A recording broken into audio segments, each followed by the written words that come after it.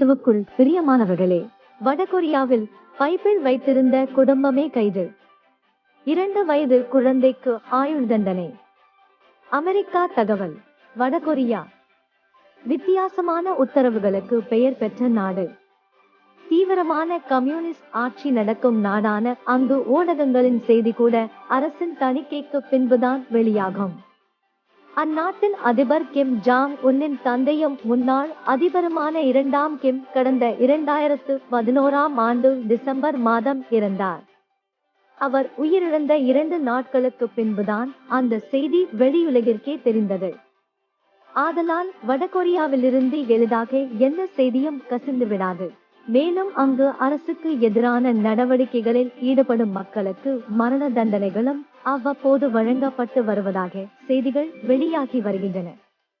மத சுதந்திரம் என்பது கேள்விக்குறியாக இருக்கும் அந்நாட்டில் அதற்கு எதிராக தண்டனைகளும் வழங்கப்படுவதாக சொல்லப்பட்டு வந்த நிலையில் தற்போது அதை உறுதிப்படுத்தும் செய்திகள் வெளியாகியுள்ளன.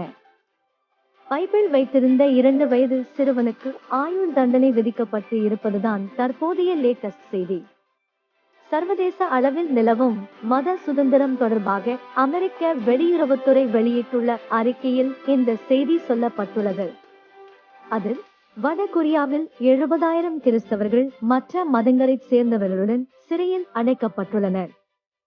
சிறைக்கு அனுப்பப்பட்ட பலரில் 2 வயது சிறுவனும் அடக்கம்.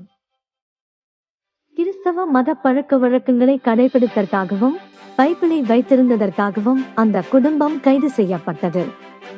அதில் 2 வயது குழந்தை உட்பட ஒட்டுமொத்த அந்த குடும்பமும் 2009 முதல் ஆயுள் தண்டனை பெற்று அரசியல் சிறை முகாமில் அடைக்கப்பட்டுள்ளனர்.